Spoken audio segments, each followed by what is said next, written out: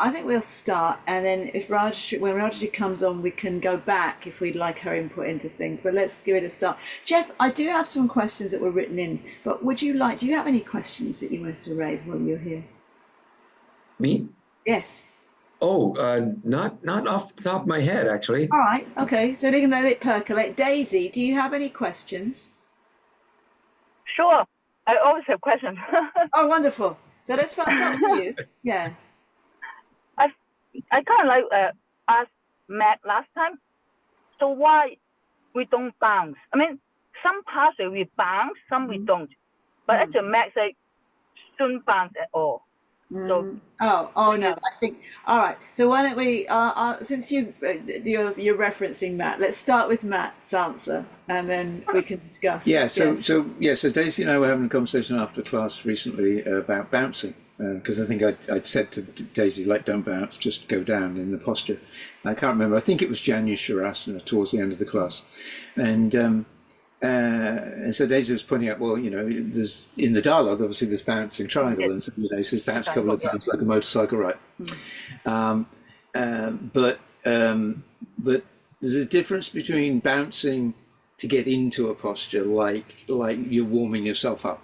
Like you've got cobwebs because you just woke up in the morning. It's 5:30, a little bit of bouncing, which is just getting the cobwebs out of the system kind of bounce. Which is really a preparatory step to get into the posture, as opposed to bouncing as an attempt to increase your range of motion, which is not actually effective. In extreme examples, it can be harmful, but most of the time it's simply ineffective, because if you bounce on the downward thrust of the bounce, your muscles just tighten up, whereas stretching should be a progressive activity. So think about Paschimottanasana. When you pull on your heels and you stretch out of the waist, you're just breathing and stretching and pulling and stretching and pulling. Same in Padhasana, so same in all the different postures. So it's progressive, and a sudden bounce will actually stop the body from stretching as opposed to help it to stretch. And so that's why I say don't bounce, except for, in the couple of places in the dialogue where we explicitly talk about bounce. So as a teacher, even I shouldn't say bounce, even a dialogue say bounce. No, Yes, in the dialogue, in the yes. dialogue Where it says is in the same. dialogue, Yes. for sure. Okay. Yeah. But you see people in like a half moon and they go bounce. Yeah. Bounce. Yeah. It's not effective. Yeah. The same in Paschimottanasana, same in Janya Sharasana. None of those places is that an effective way to go further. It may be necessary just to loosen up to get into the posture, but it's not a way to develop flexibility or mobility. It's ineffective at best, and can be adverse at worst. So as you know, Daisy, in the dialogue, it has it in triangle to get into the posture. It also has the second set of awkward, the third part, bounce to test your balance. So correct. Bounce there. And I do know, I'm sure everyone does, that Bikram will have sometimes people bounce to get into eagle, same principle as the triangle. But that's to get into it. That's not to go deeper into it. You bounce just to loosen themselves up. He has them do it. So it's just, as Matt said, just the warm up, getting in if you need it, not to go deeper. Okay. Because actually, I took a kids yoga training, so I remember for little children, kids never say bounce. I remember they say, especially you're growing a kid, is harmful. Oh, okay. But, so this for kids yoga. I remember kids like to bounce, but basically in the postures, you when you're actually in the posture, working the posture, you don't ever want to be doing that with momentum, because if you do that with momentum, then you're actually going, potentially your momentum could carry you further than your healthy range of motion and cause a strain or on a ligament or a tendon. And so that's not how you stretch. Remember, stretching isn't about defeating the stiffness of your ligaments or defeating the stiffness of your tendons. Stretching is about engaging your muscular body so that it correctly engages and relaxes in the various different places it needs to allow for that progression growing. And that's why you just got to be careful not to use momentum to defeat it. Well, Yeah, whereas I think, people like ballerinas or straddle across two chairs or something doing the splits and then just have gravity push them down further and further and further. But at that point, you're starting to pull ligaments, and if it's not done with great attention to detail, it can be quite hazardous and harmful to the body. Michelle, do yeah, you I have, think I can understand. Yeah, the bounce is not a good thing, but I just like since the dialogue has bounced. if he says it in the dialogue, you can say it. No problem, of course. Yeah, okay. Naturally say it, Okay. yes.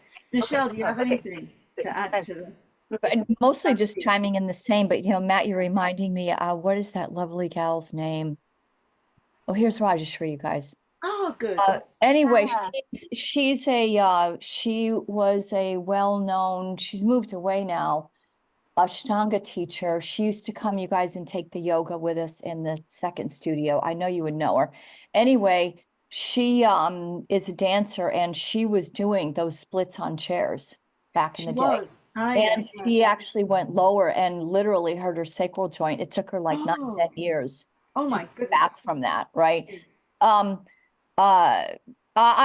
You're reminding me, and I think this was a conversation at my teacher training a long, long time ago. Daisy, back in the day when we were younger, I can remember our 5th, 6th grade gym classes when we did calisthenics, we were told to bounce, right?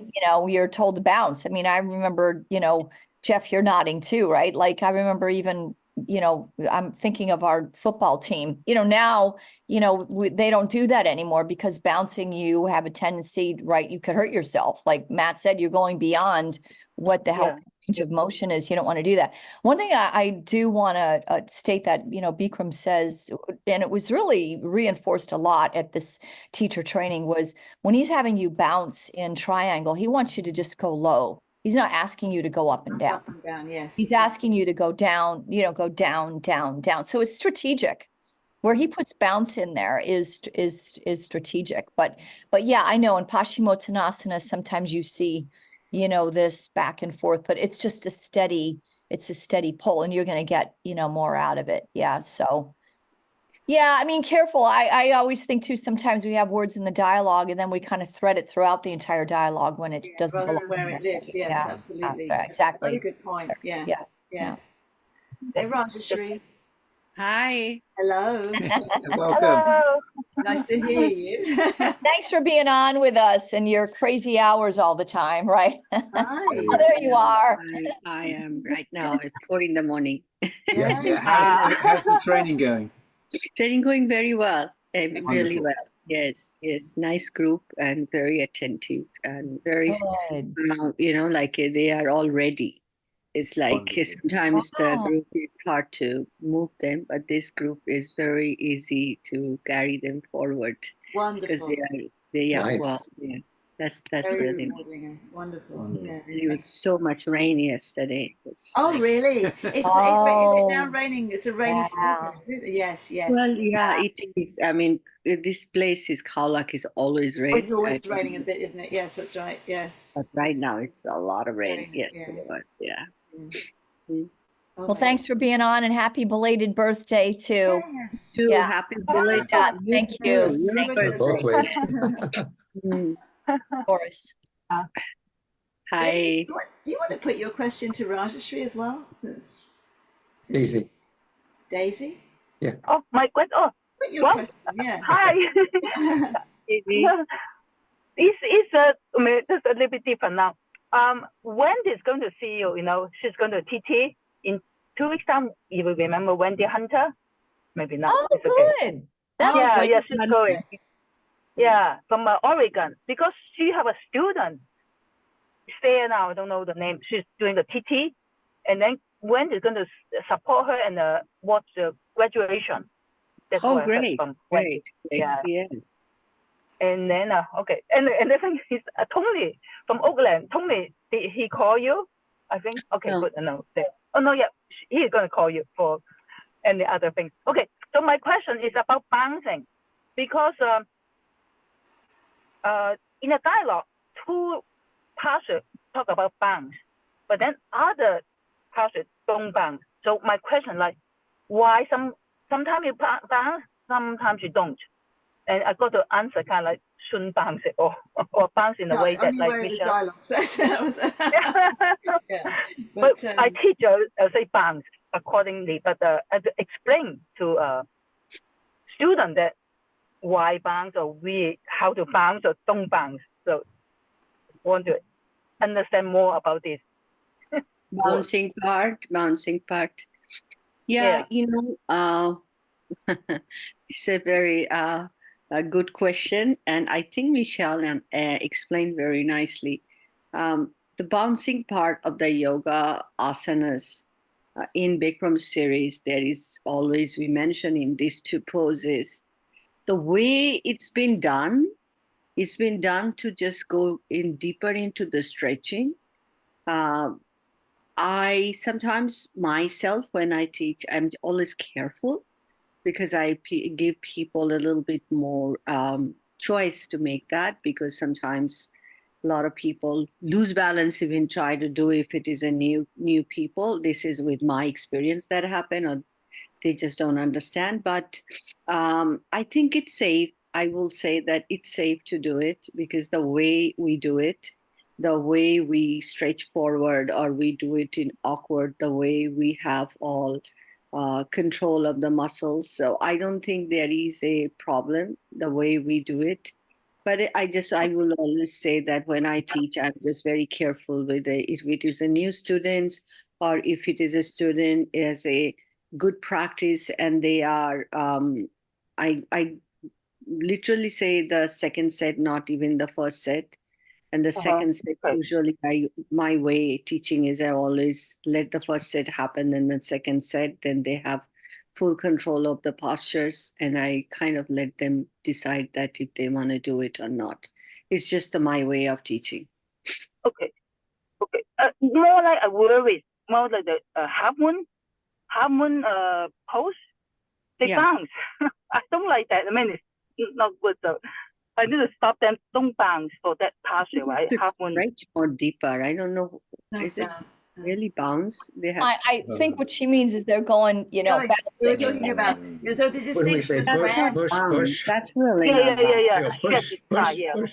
So like my visual there, yeah. yeah, very good. No, that I won't call that bounce. Bounce is only we really do in the awkward third one. But I mean, really, and besides that, everything it's all stretch. Yeah. Even the Paschimottanasana, Padahasana, it's all about stretching, and that's why I said it's a safe way doing that. But it's just yeah. Yeah. Okay. Good. Yeah. Thank you. Yeah. I want to be a good teacher. Teach good. Understand all this. Okay. Great. Then. All right, Jeff. Now that we have Rajashri, Yes, anything bubbling up? not yet. All right, okay, I'm sure we'll get there. So we've got quite a lot didn't of even think questions. about it before. I was rushing don't to worry. get here. We've got quite a lot of questions that Angie, one of our long-term practitioners online, has sent, and I think they're all going to be some interesting food for thought. So I'm going to read out the first one, and I'm actually the context is going to help us with it because this is Angie's words. In this crazy and often upsetting world we live in, we would love to hear how you take what is said and what we do in the yoga with you into everyday life.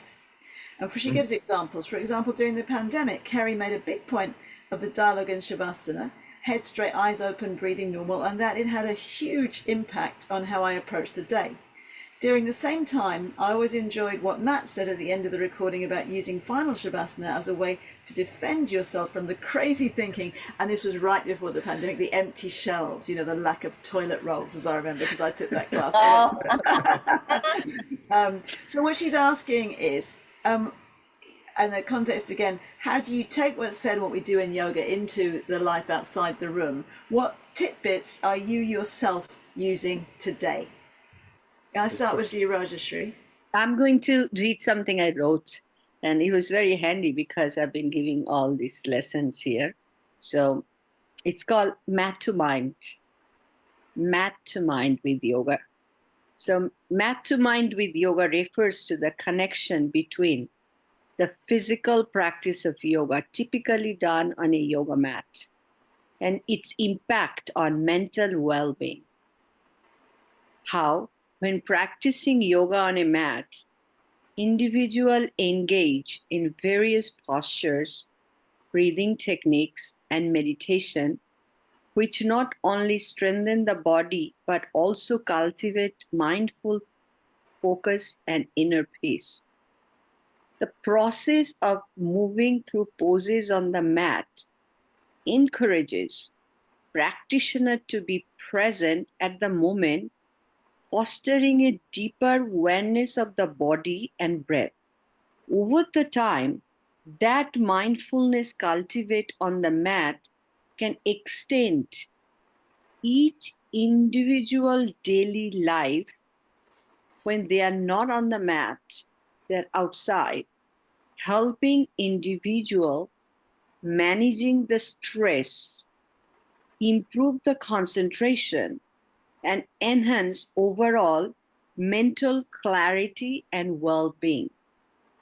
So my point is, what she asked the question, how you manage is, every time we are on the mat, you will see if you do the mindful practice and if you have the awareness of your breath, and whenever the stress coming in the postures, during the stress is not about, like a feeling pain, or stress is something that even mentally you can find that it's a awareness that you are feeling fatigue or overpowered.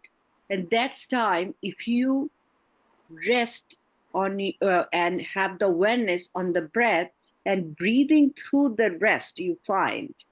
And that's a technique we learn practicing yoga in 90 minutes when we move through the posture to posture, posture to posture. So many things comes out. And that's what experience we gather.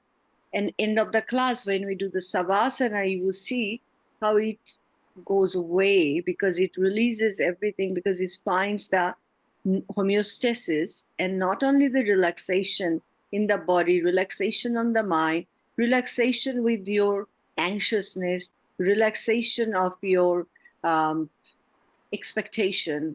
So if we can really focus on, be mindful on it, then daily life, if we follow through during the time, each situation, each movement, if we find this kind of a crisis or this kind of a dealing, like it's something that I've been having a problem to deal with, if you use that formula, yoga teaches us this is also a sutras for us, like this is, we can create as a, okay, I use this to practice this. Why not I use that right now? That gives us that something to look forward, how to apply that myself. Because this whole application and these are the way we learn ourselves. So I feel the question of what you are asking is that you said something about COVID time savasana, right? She did, yes. It's how she felt it, what she wrote there. Yes. What she wrote there. So she said that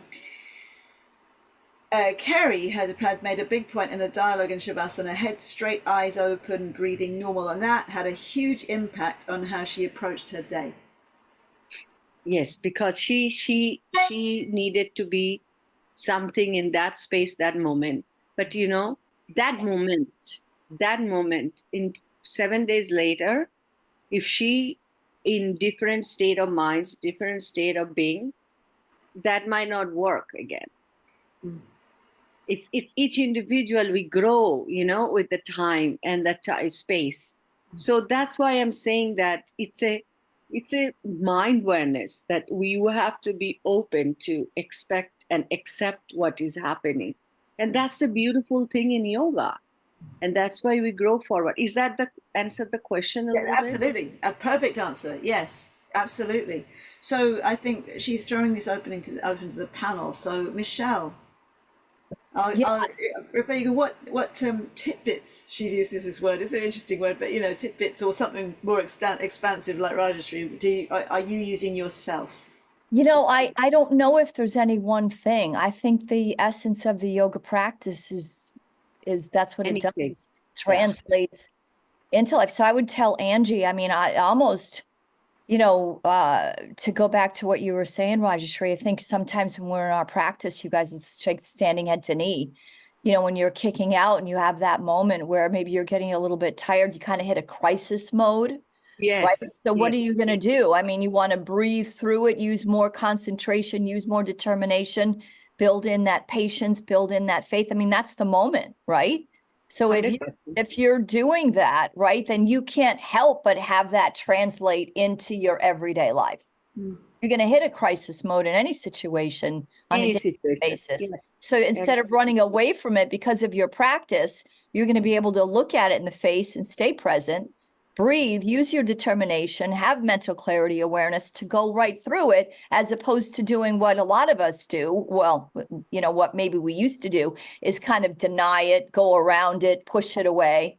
Right. So I think not only that, a lot of people, we did that crisis moment, we skip, we just sit down, we just give up. And that's what the yoga, Bikram Yoga especially, is asking us to kind of hit that threshold. And what are you going to do? Yeah, that's called breakthrough, Right, it's called a breakthrough. Exactly. So I don't know, for me, Angie, and answering your question, the question, Sarah, I think it's all, I mean, the practice itself, right, is going to carry out a healthy, for her to say tidbits or techniques, right, that help her. That's what it's giving in my experience.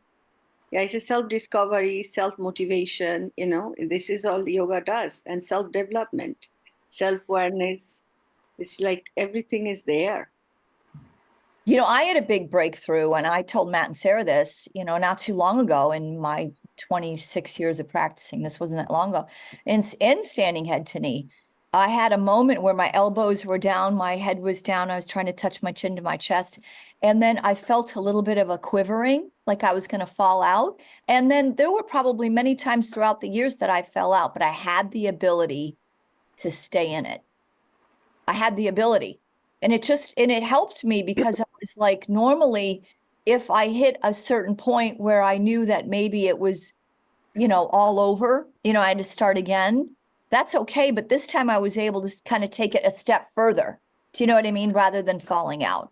That was a big epiphany. I will share my story this time in training. I'm doing regular yoga, and I'm myself in amazed. And even I used to skip the morning always I like to do, but not as regular. If I was giving lectures, I was okay, I excuse myself, I'm tired.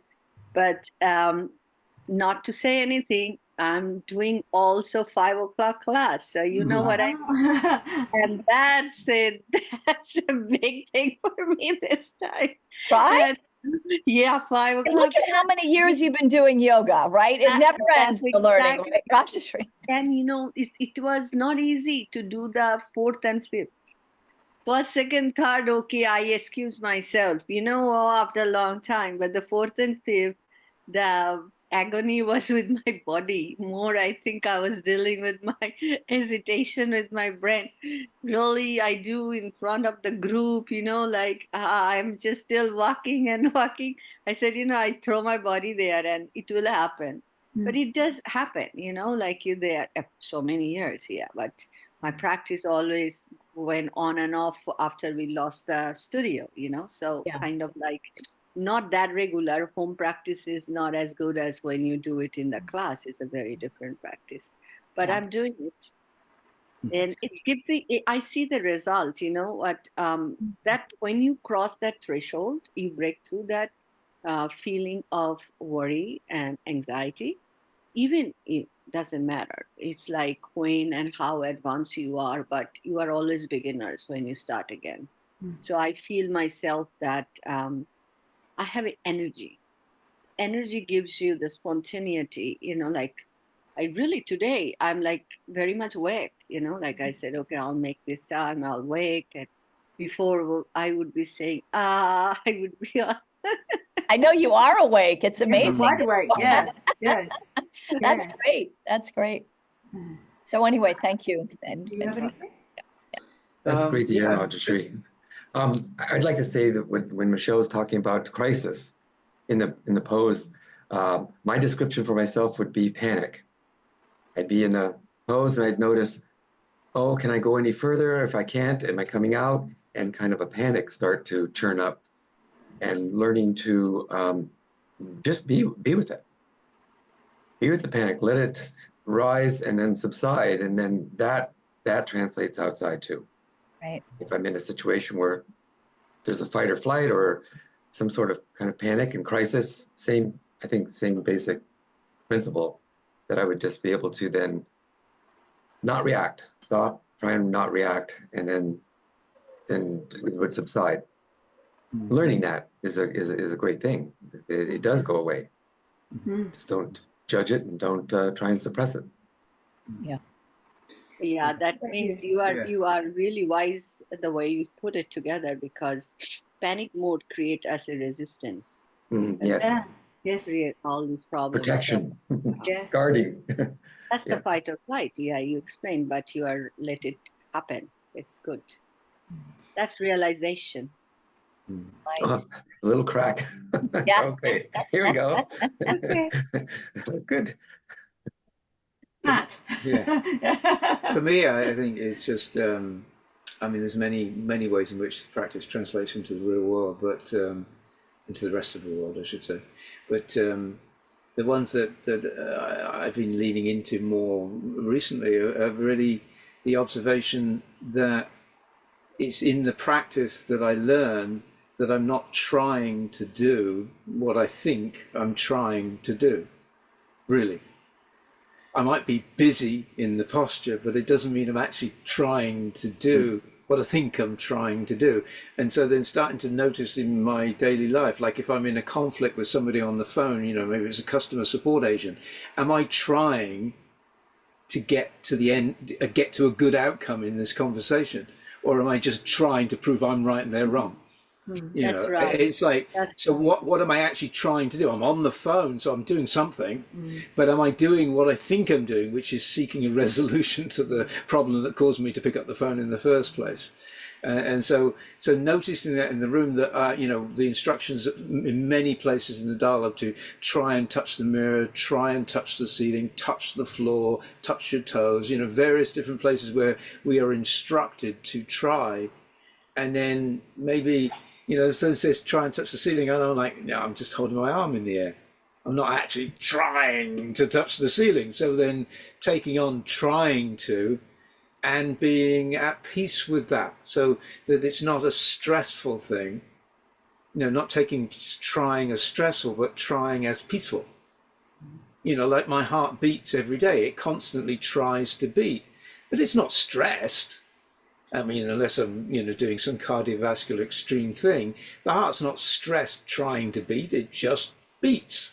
It just tries to beat all the time, and it doesn't make a song and dance about it. So that for me is a really big one, starting to notice when I'm practicing how often I'm not trying to do what I think I'm trying to do. And then the other one, which has been big for me, because I've had problematic in my daily life where I get into an impasse, where I have a mission, an intent, and there's an obstacle and I get stuck, is reminding myself that there's a second set.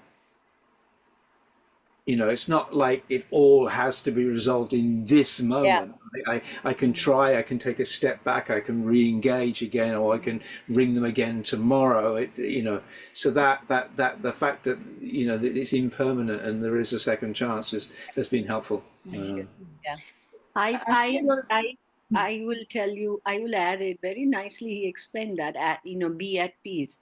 You know, like this is what I've been finding out more and more, and I can open this into this forum that a lot of teachers are coming out everywhere. You know, so many training is happening, and that's a very much important for training to be teachers to be on teachers. When teachers in new teachers come out from the training, and the teachers when continuing training teaching for a long time, the teaching method has to be that way, that make student understand that what's the purpose of practice. You know, like this is a very, what you said it, Matt, what we are discussing today, it's more of we are coming out from watching over the students for how many years, 30 years, 40 years, 25 years of teaching experience. But the teacher who comes out, they come with so much energy and they all want to be such a great teacher. So I think it's very important for us to educate them that don't be so excited. Don't start throwing so much knowledge to them that students feel overpowered and giving up their practice, because sometimes they feel pressure, it feels like a Yeah. because that as a teachers, they think, oh, it's too tough or too, unless you know that person, or too easy, like they start student. But how mom, as is, even when you practice, Matt, how you said that being at peace, how we can make teachers understand when they're teaching, especially new teachers, that voice, the composition of the voice, not as imposing people. And it should be, not so weak, as even if you want to show compassion, don't be so much easy, but at the same time very firm. Right. This is takes a time, Right. I believe. Yeah. So students move with that, students understand that way with that.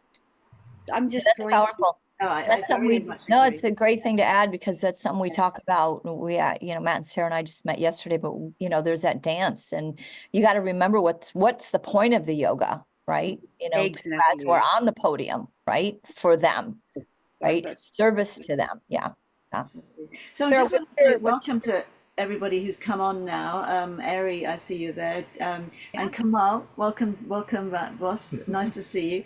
And Lisa. And Lisa, and we're open for questions if you have questions.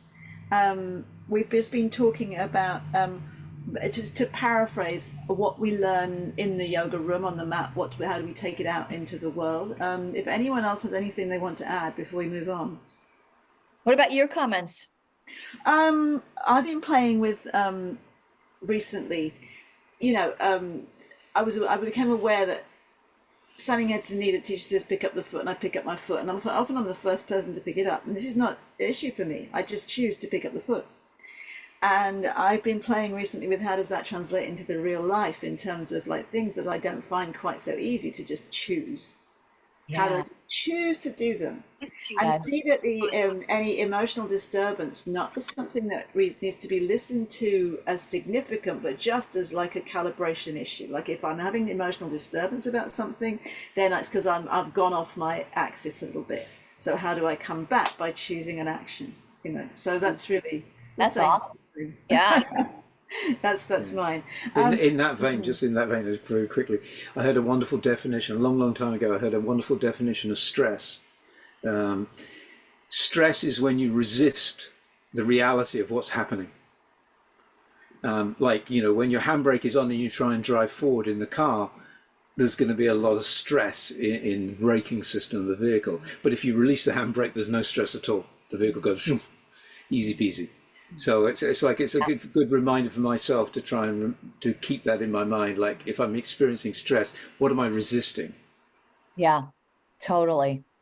That's a very nice way of look at it. What am I resisting? Yeah, exactly that. And again, the yoga helps you embrace that question, right? You're not so scared of it. Yeah, No. absolutely. We're put in these situations and we get comfortable being uncomfortable so that we're willing to go in there and look at it. Yeah. Oh, that's right. All right. Anyone who's joined us has a question. Obviously, we have Rajshri here, this great resource. Any yoga question you have, please bring them. What do I do? Just give me a second. No? All right.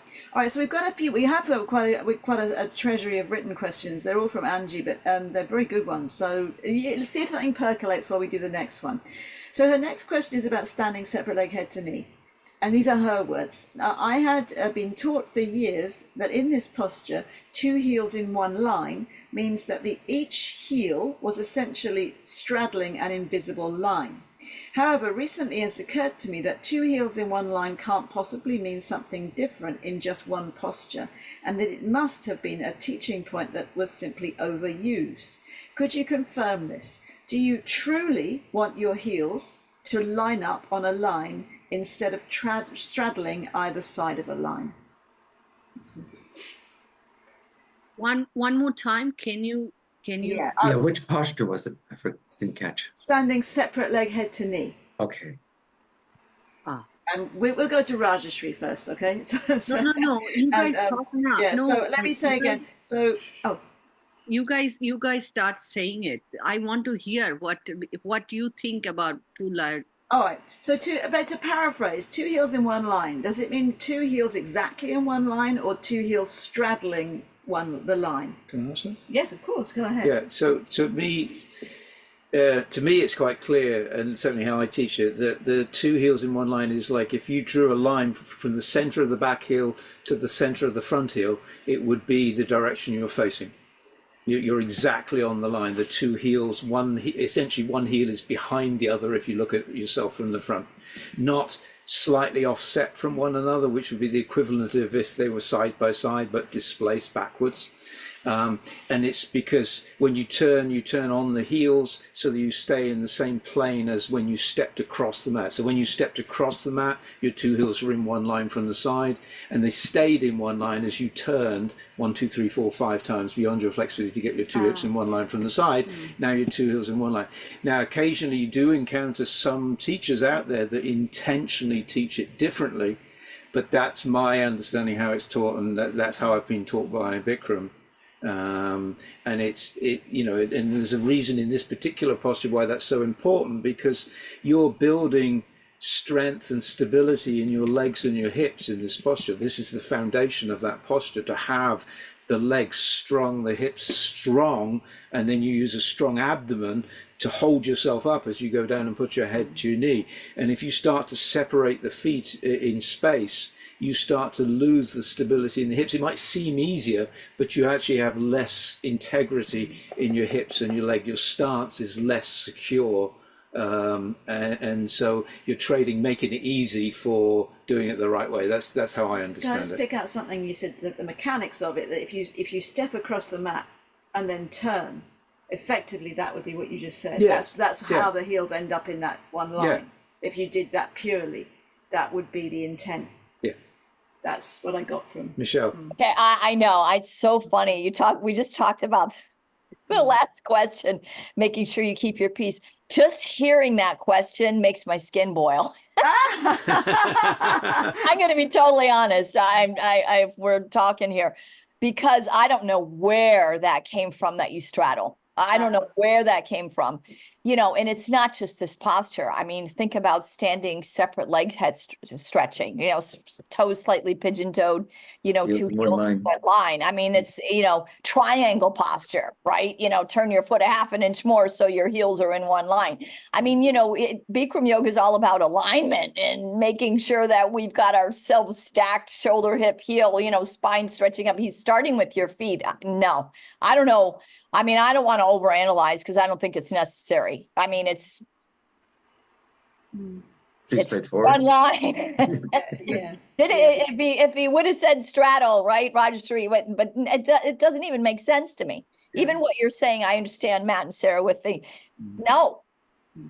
So no, that's the same thing. It's the same answer. If you step across and your feet are equal, then you turn, they're going to be equal. That's the mechanics of it. Yes. Yes. So exactly the same answer.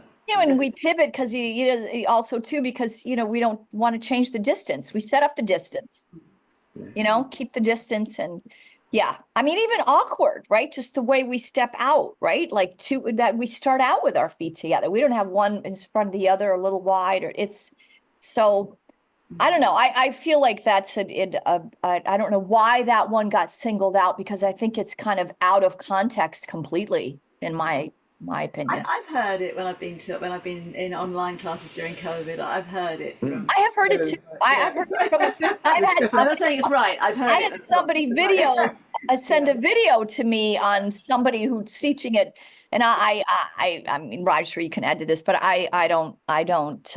No, it will sound funny to me, but I will tell you, I had the same feeling to understand that whole I got one moment, my head started spinning, Yeah, basically. yeah. But if I am upside down and I'm looking so much, when my yoga will happen, like you are going forward, you are separate, and you're going pivot. See, for me, what I understood, if you can, it's like, it's like this or it's like this. So because there is a hips, right?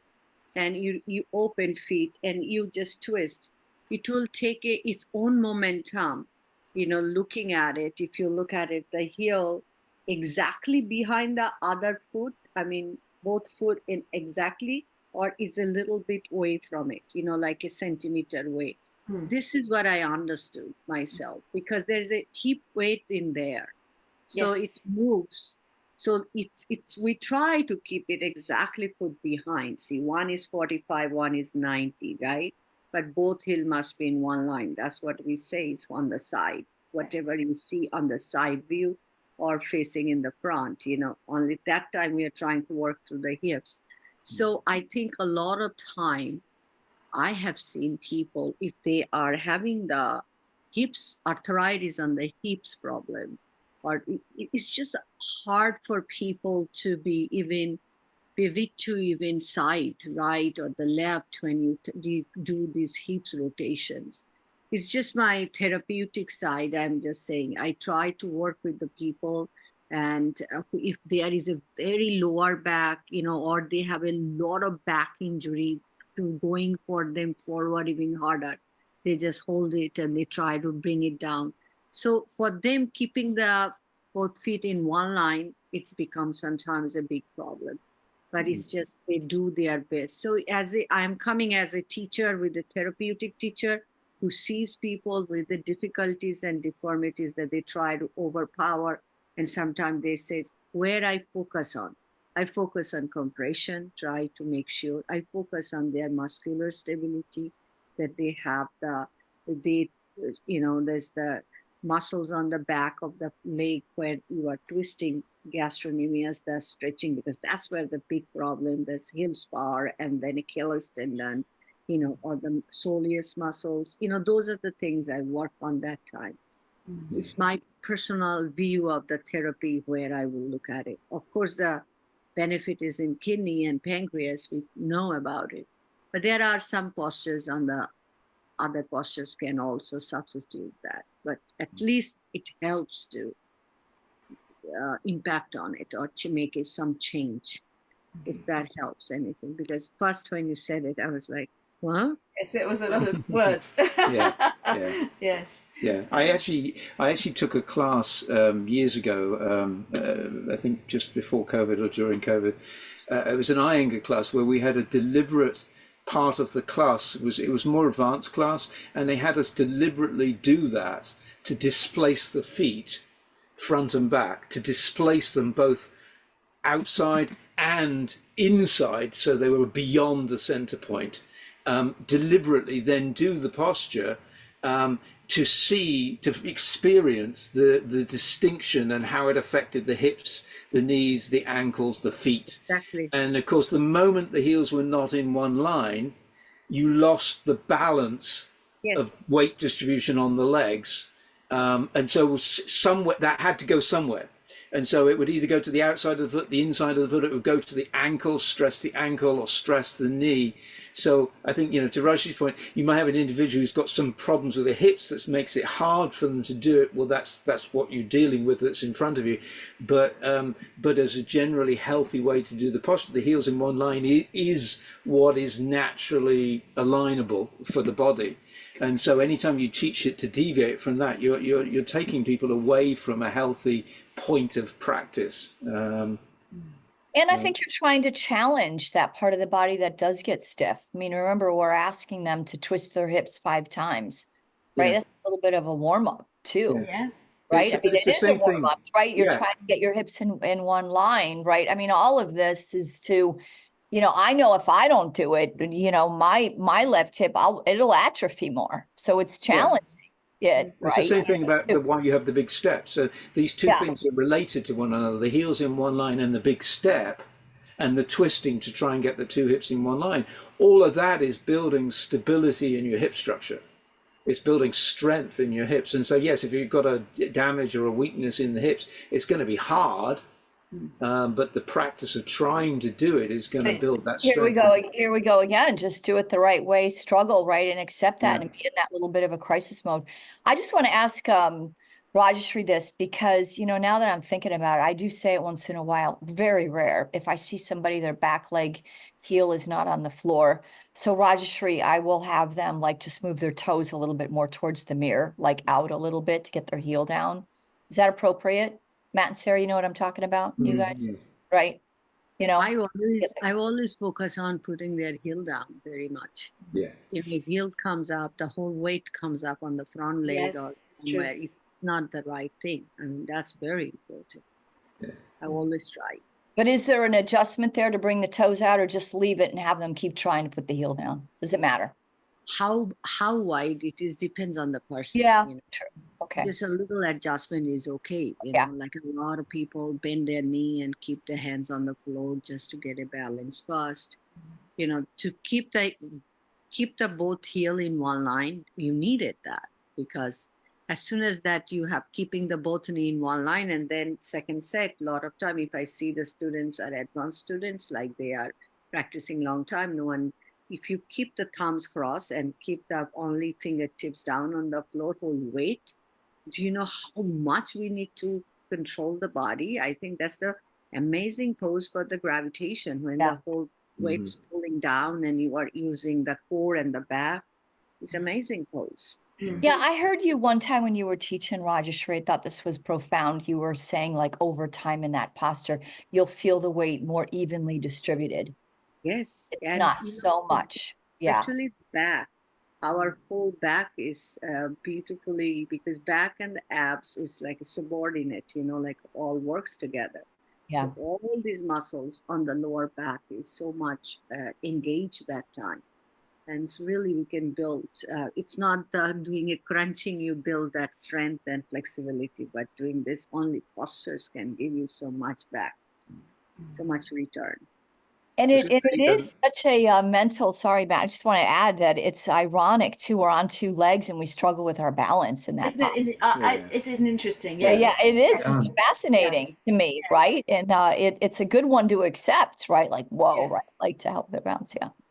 I was just going to say, Michelle, that also, you know, if you instruct, because what you're seeing is the heel coming off.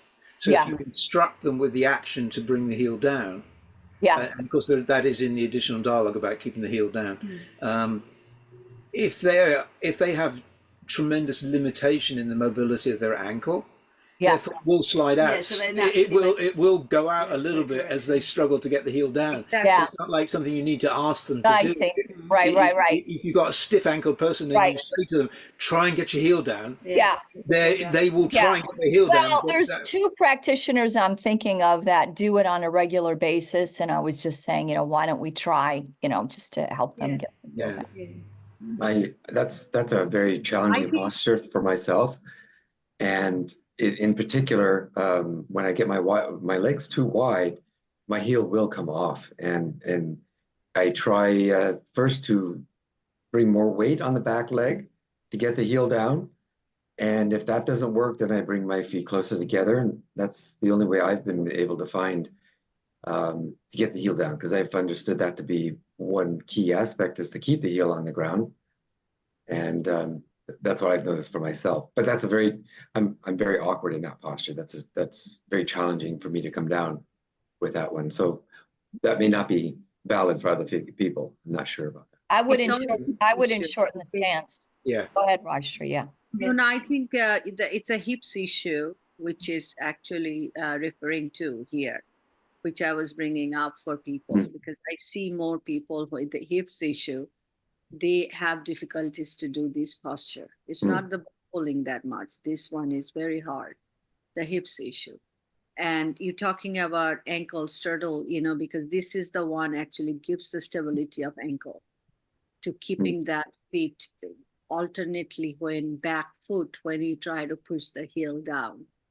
And then how you get your hips okay, yes, therapeutically, because you work with the erectospiny muscles vertically, because how much that muscles needs to work on in this posture. Yeah. As just the mechanics of the postures, Yeah. the whole erectospiny. All my muscles just tingled when you said that, Raj.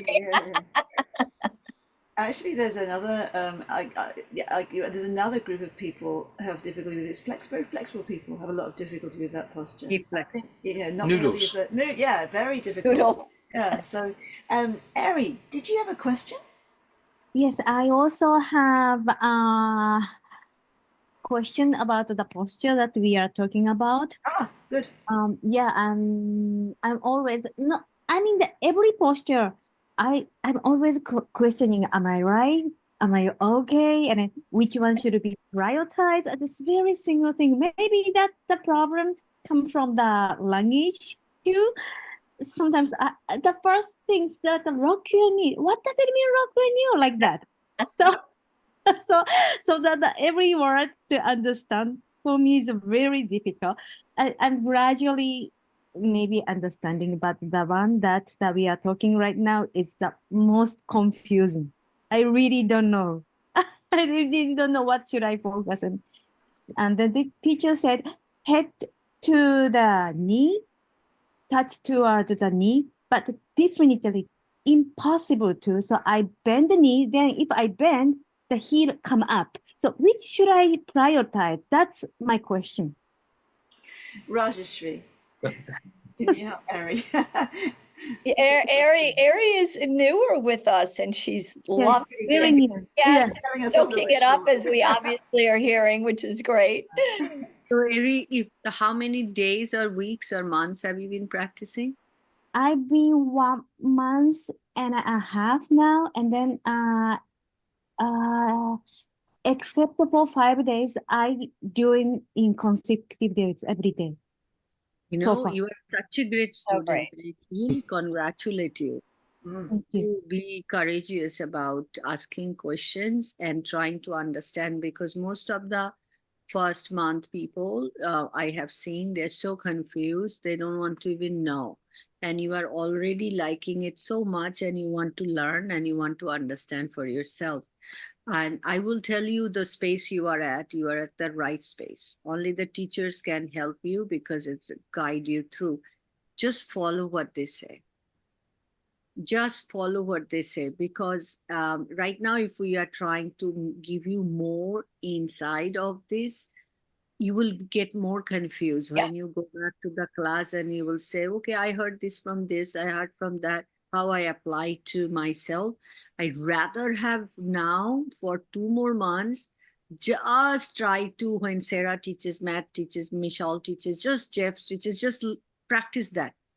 And then you will see how you applying that to yourself, it will make sense. Because I really think you are a very good student, and you do very well. Because yes, what do you mean by my locking my knee? How I lock you? For one answer, I will just give you: keep the leg straight. In yoga world, is called locking the knee. Now, why it is? Because there is a lot of scientific data, and we can talk many reasons. But there is, what will you do to learn this? You just do it keeping the leg straight, don't bend the knee. But if your knee is bending still, that's the only thing you focus on now. I will not bend my knee. I will just keep my leg straight first. Not the second thing to learn first. Keep the leg straight. Now, the postures previously we were speaking, Jeff is practicing as long as I know Jeff, from 84. And he's still saying that my heel come up. It's still effort for me, or it's a crisis for me. But he's still growing on that postures, and he's still trying to do the right way. Makes sense? A lot of time we trying to figure out. Yeah. I'm not disappointing you. I'm just saying that as a student, sometimes it's tough.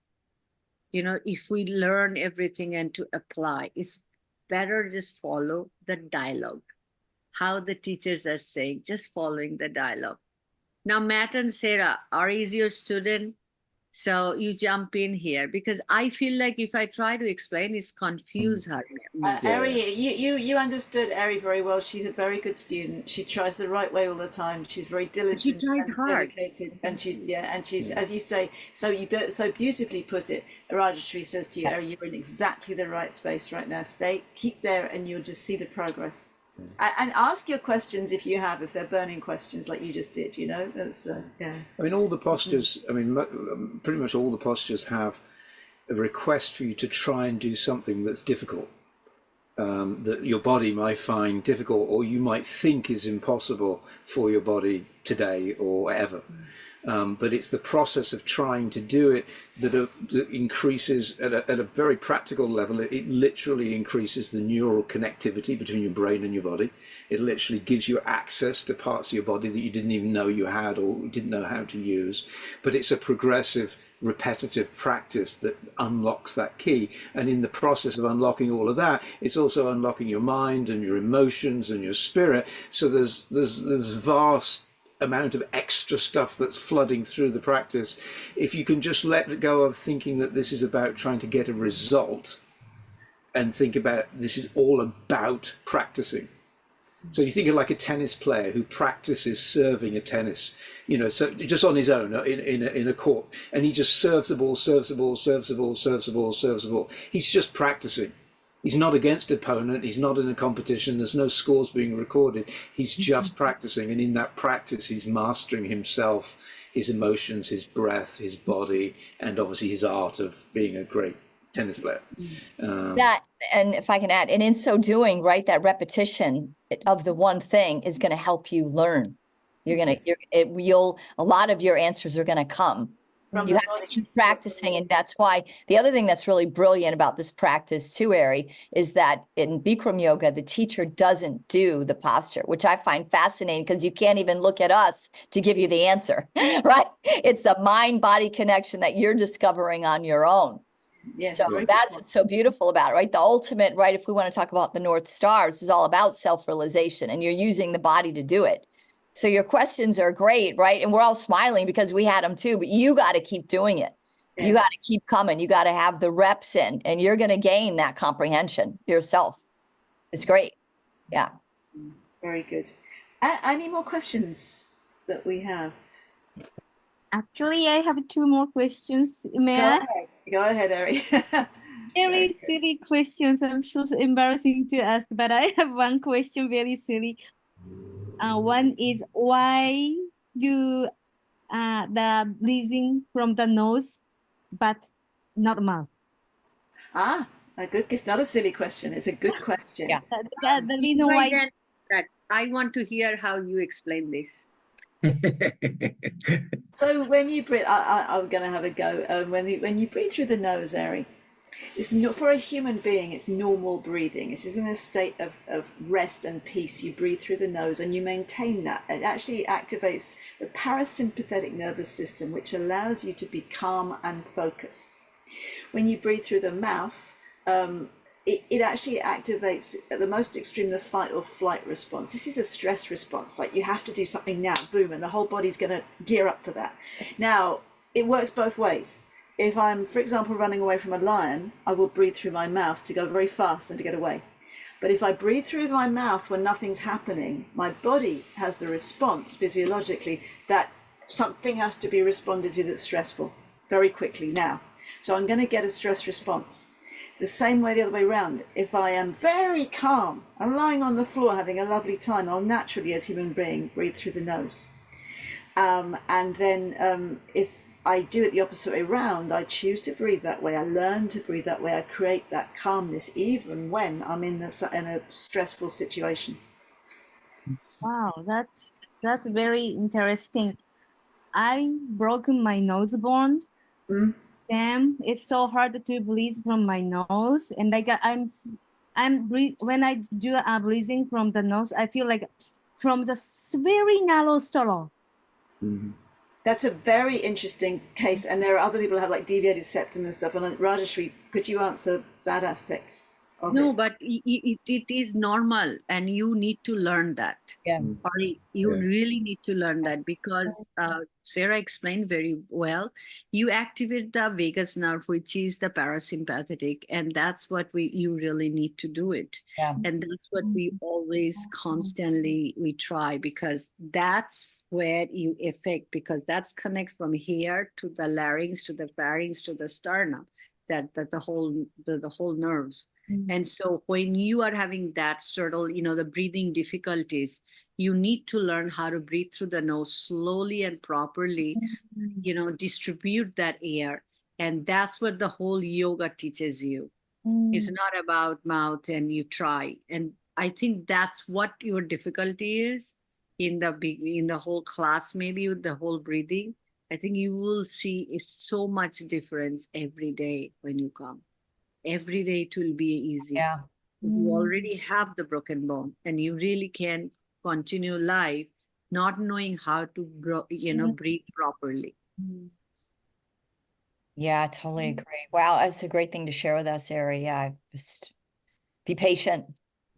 Yeah, it's good to notice that the reason why I'm so reactive, maybe I'm always, Well, It yeah. has a role to play. Yeah. Yes. Well, and also we're all human. So, the greatest purpose of yoga is to still those fluctuations that we all experience in various unique ways, but we're all at the effect of these fluctuations, and the yoga is a process to help calm those down. So in that sense, you're just like the rest of us. Yeah, and I Work in feel progress. I honestly do feel like, Ari, I mean, you're young. I mean, for you to find this now and to learn how to breathe properly, you're going to save yourself a lot of health issues. A lot of health issues by learning this properly. Mouth breathing, like Sarah said, right, it's also just going to spike cortisol levels, and that wreaks havoc in the body completely. I mean, that's just one thing.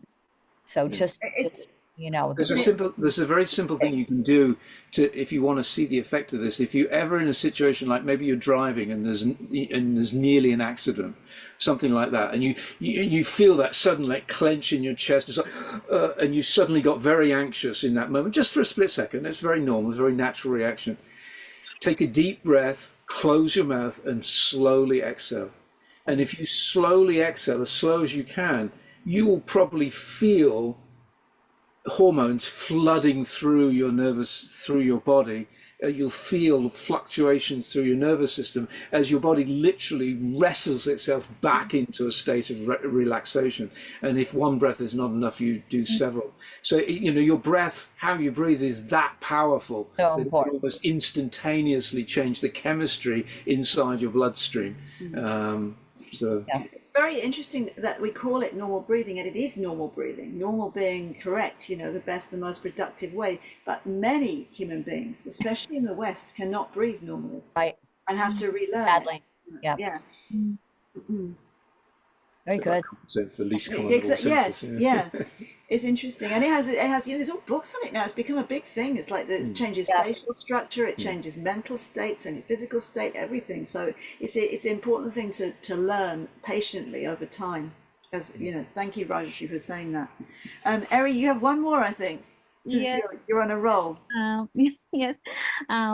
During Savasana, I attempt to close my eye.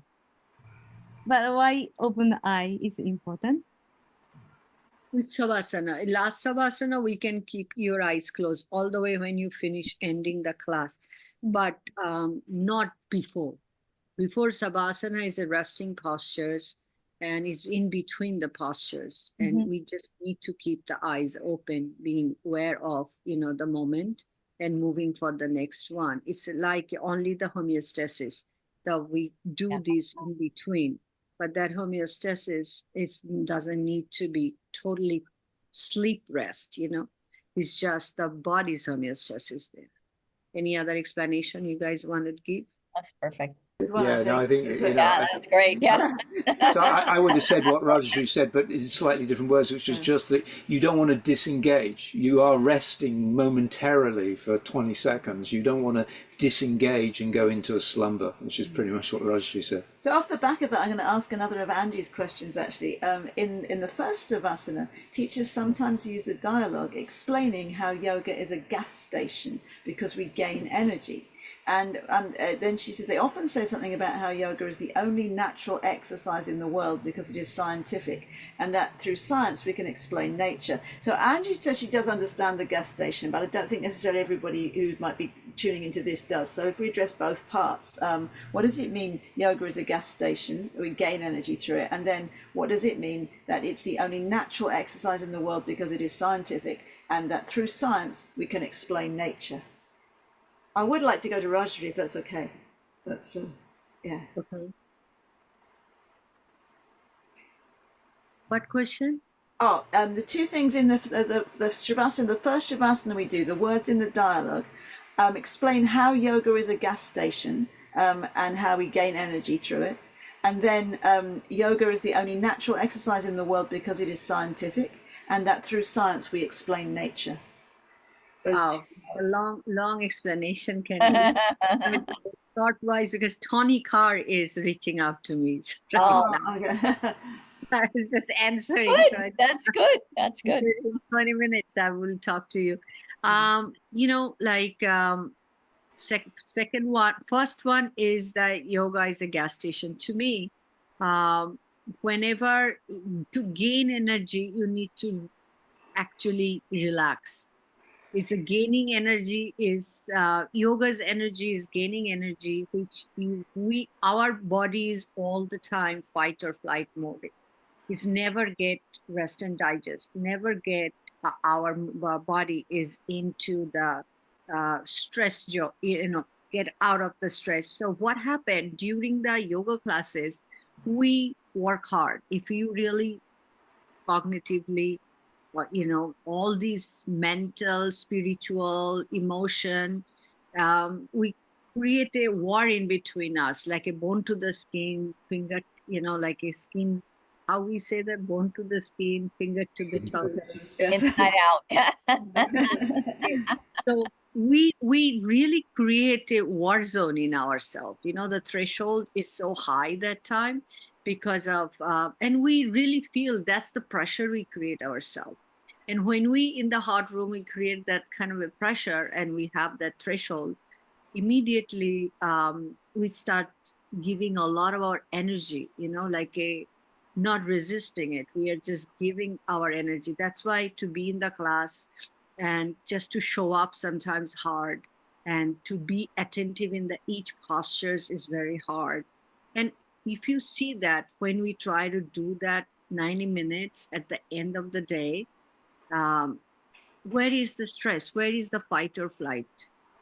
You start seeing yourself, the mental thoughts being clear, your physical war was going on in between the joints and everything, because we're putting this is scientifically, and the body mechanics, the way it's been organized in the each postures, the composition of the pose create to not, it's a kind of a loose way, I will say that it's kind of itself is shaken up and resets yourself. You know, it's kind of a resets yourself emotionally, physically. And then you put you in the Savasana, and where this whole movement created by design, or the threshold was created by design, the pressure was created by design, it's really resets yourself, you know, and fight or flight through the vagus nerve. And there is a lot to do with the vagus nerve in the yoga class the whole time. Great. Yeah. This, our postures, this whole spine, this compression extension has a lot to do with the vagus nerve here, because all the postures make you isotonic movement. And we try with the stillness isometric movement. And you know, isotonic and isometric, how this blood pressure, how this blood sugar, how this heart rate It's everything gets impact, and it's everything get increased, and it's created really a stress job. So you have a stress already, but with the postures, temporary, you're creating a more stress zone there. So what stress will happen? Stress will start disappearing because it's a design that way, and the stillness create that whole tourniquet effect with the muscles, nerve, fiber, tissues, glands, systems, organs. So all these things, if you look at it in the body, it's been decomposed. Wow. And it's a lot of venous blood return, arterial blood supply, because heart goes through, this body goes through with that. Breathing has impact on it. And then when we lie down, it's just like so much homeostasis is there. So its biggest nerve that time is by nature, by design, already take over the 90 minutes. When last we start breathing and we lie down, that 2 minutes savasana is very important in between standing to the lie down, and if you have more time after the end of the class, a little bit longer lie down, and you'll find the whole body is taken over by parasympathetic nerve, parasympathetics, and creating the rest and digest. But rest and digest will not happen. Vagus nerve will not activate if I am in the class and act as a lazy student. Yeah. Because then if you are at that time quitting the pose, giving up the postures, thinking about something, that's why the yoga is all about mindfulness. Because then it's you're not trying, we as a teacher will say put effort, but we got to put ourselves into Fire. It's kind of a treadmill. Treadmill, you are just walking and reading and enjoying, listening music, and someone is really running. It's just you get the result. You don't get the result, and if you just chatting on the phone and just slowly walking, it's just like that. This is where I see scientifically that's the truth, because sympathetic is always active in our body. Fight or flight mode, always active. That's our daily life. And it's not stress, it's thoughts, emotions, action is caused that. And we have a subtle energy in the body, how we connect with that. And that's only way happen if we continuity, spontaneity, even effort, efficiency, everything. Can I ask a question? Yes, of course. Can you hear me? Yes. I answered And or not. actually more like it's as a teacher and as a, can you hear me? Yes. Yes. Okay, yeah, anyway, so my question kind of like is a example about teaching or practicing, because the reason I ask is like GPS. So my goal is I get the student go to the destination, the passion, the benefit. But sometimes GPS may be a three-way, non-freeway, a scenic. So because sometimes my students say, hey, how come the other teacher told me certain things different than what I look? So I said, well, I have to see what you do. Because sometimes even the same posture, different time, maybe do it in a different way. So my goal is like, I have to see how you do it. Then my goal is get you to a destination. But the GPS can be like, okay, freeway, no freeway, or depending on maybe your injury or your proportion. So my question, like, sometimes maybe there's different way to go, but we go to the destination. Can I say this something like that? No. You expressing your feelings 100%. What is your goal, and what's your destination? Okay. It's saying the same thing, and everyone. Okay. Good. Like their explanation is different. Like you can go straight, you can go circle around. Doesn't matter. Yes. Right. Okay. Good. good. Keep it simple. We make it Okay. very complicated, you know. And when you Okay, make it all right. complicated, then it's very tough. Yes. Yeah. Okay. So I just follow Bikram the dialogue and just do the best and look at the student. If they ask me, okay, why other teachers do that, I say I have to see, right? I can't just say whatever. And if they modify certain things, I won't say anything about it. I want them to know the destination is how you get the benefit, right? I think you need to be careful of the word Careful. destination. Destination. I know, Matt, you're going to Okay. chime in on that. Matt, I want you to Okay. elaborate, but I think you need to be careful with that. I Okay. think, remember the dialogue. And I also think you need to be careful about what you're hearing maybe other teachers say. And I think you need to just keep it simple and stay with the dialogue, because the dialogue is giving a series of instructions and you just got to trust those. You need to trust those instructions. And that student needs to know that that you have belief in those instructions, and they need to follow that instruction that's right in front of them and not jump ahead. Right? They need to just, so each instruction has like its own command, right? Its own point, and just keep them there. Don't, a destination could also be, construed where we're trying to find the end result, which is exactly what Bikram Yoga is not doing. Right. So, go ahead, Matt. I have something to share about. I don't want to jump off of Rajashree's point too. If we could go back to that, Sarah. But go ahead. Yeah, I mean, Daisy, the destination isn't what the posture looks like when it's done correctly. That's not the destination at all. And so that's perhaps the most common error that Western yoga teachers make, is that they start to teach what the posture looks like, and then they think of a variety of different imaginative ways to instruct the student to create something that looks like that. That's not the yoga at all. The yoga is a collection, a construct of actions that you're taking that have deliberateness and specificity to them. The dialogue obviously is the blueprint for instructing that, but it's those actions that they should be taking as best that they can. That's, if there's any destination, the destination is the actions they're taking, not what happens and not what it looks like. So it's so very easy to get imaginative, especially if you see somebody struggling in front of you, and to give them a different way to do it, get an outcome rather, and then you've kind of gone off the reservation. Missed the point.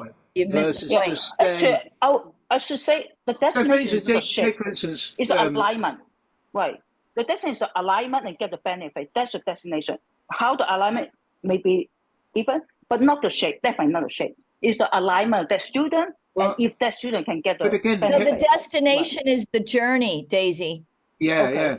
The destination is the journey, right? So take the alignment of 2 feet in one line, heels and toes touching. Very simple instruction. We give it at the very beginning of the class, and you may have a student in front of you who is unable to do that today, but it doesn't. But the alignment, right? But alignment, actually. Hang on. Right.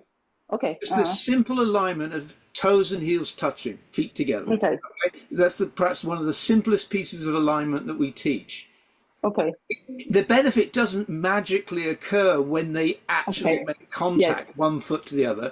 The benefit occurs when they're trying to do that. And that's why it's important to instruct them correctly, because it's their trying to do it that's going to give them the benefit. It's not like the stars align and heaven just because they got a physical alignment.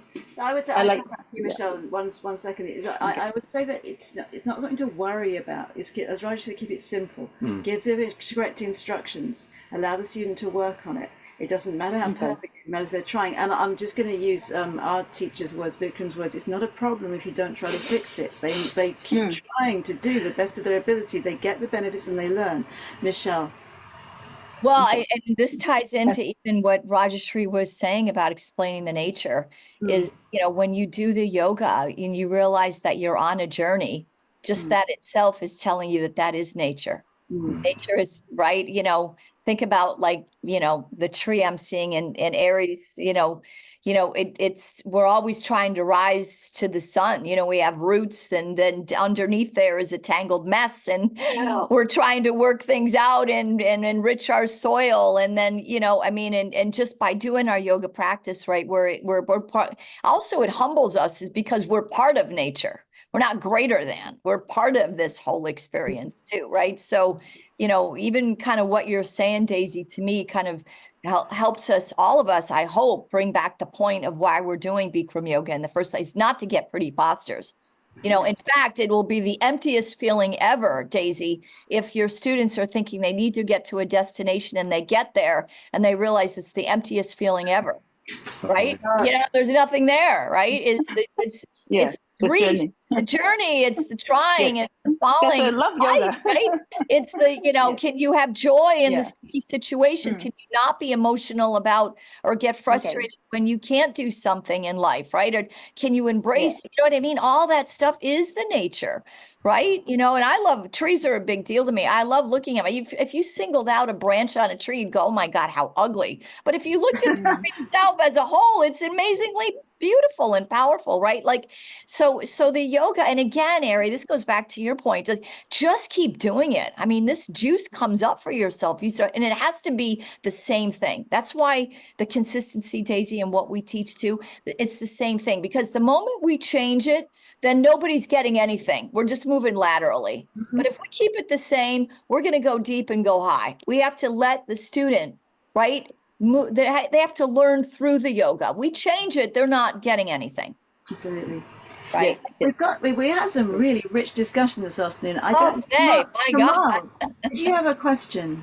No, I was just going to jump in on what Michelle's just said and Rajeshri and everybody else about the comment to Daisy. So I had a student start with me about 2 weeks ago. And I always say at the end, if you have any questions, any comments, please see me outside, etc. So then she came straight over afterwards.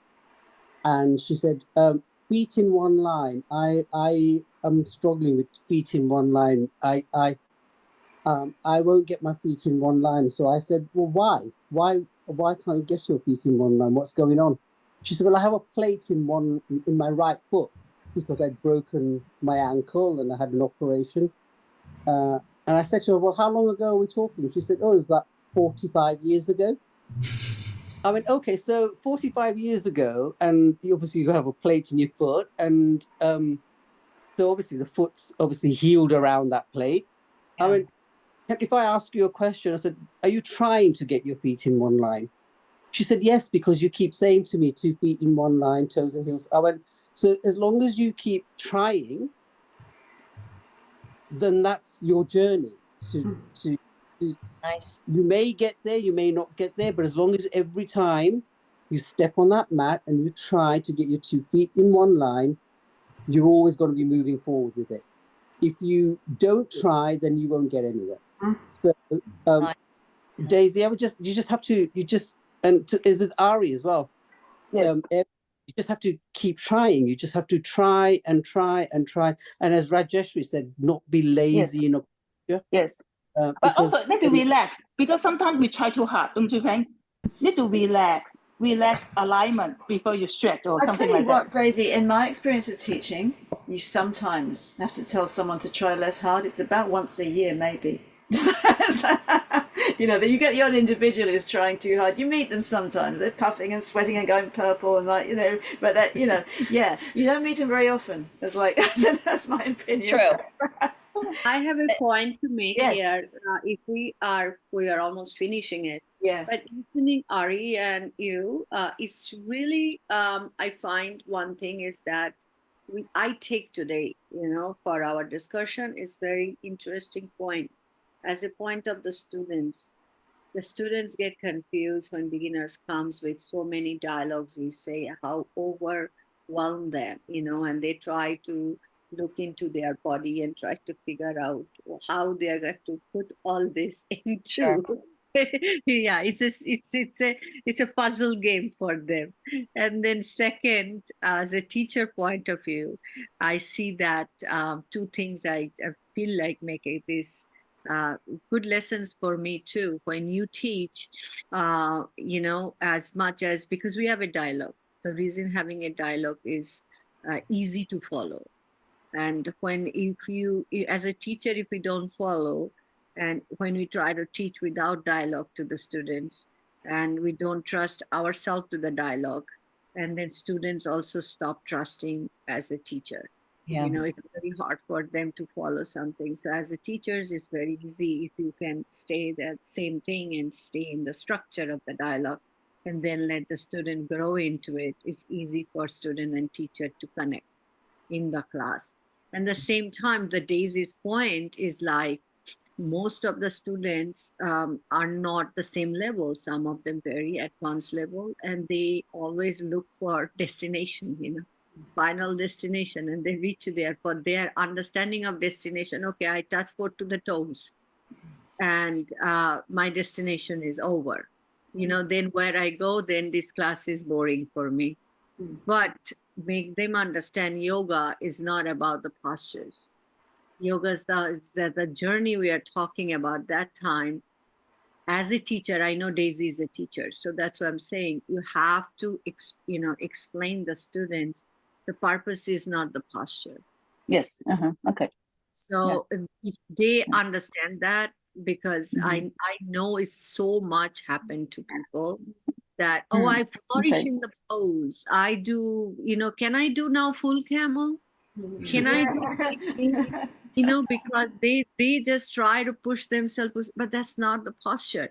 I mean, sometimes this is where comes in, stay balanced and maintain, because it's not, the spine will not stay for 20s, 40s, 60s the same. It will change. But how we maintain the proper, now you're calling alignment, this is alignment. Be bored with the alignment every day doing the same, even you reach a destination. Whatever means for yourself, the destination is the very much important. I like to think of a destination like a rainbow, and you're trying to reach that rainbow and you'll never reach it, but it stays your destination. It keeps you trying, even though you know you can never reach it. Keep trying. Yes. Got it. Thank you. Good. Yeah, sometimes it takes a little bit as a teacher, right? Too, you see those students that go through those phases where they're anxious and they want to get an end result, right? But I feel like most students, myself included, I think all of us, if we stick with it, and we do our best, right, to teach it the right way, they get through that hump and they start to see, right? It starts to unveil really what's more there for them. Right. Because remember, it's not just like you're saying, it starts to, reveal, the yoga starts to do the work and reveal even more, not so much more about the yoga, but more about life. I mean, think about what it's doing for layers of their life. You mentioned this morning on the podium, Michelle, how watching people over years practicing, you saw the change occur, the understanding occur, the change in the mind occur. And at any time, any of us as teachers might be like, I have to fix that. But no, you don't have to fix it. The student will do it as they progress in the yoga. It's a process. Yes. I mean, it's a process over many sessions, many days, weeks, months, years. It's a process that you just engage. The practice is the process. And the results will take care of themselves in due course. We are coming up on the end. Yeah. That was very good. Yeah, we could not have scripted that one, right? That is Thank you, Ola. Thank you, Rajeshri. very wonderful. Yes, Thank you, Raj. Rajeshri. Thank you, all of you. Really, Thank you so much, for everyone. Thank you. hosting.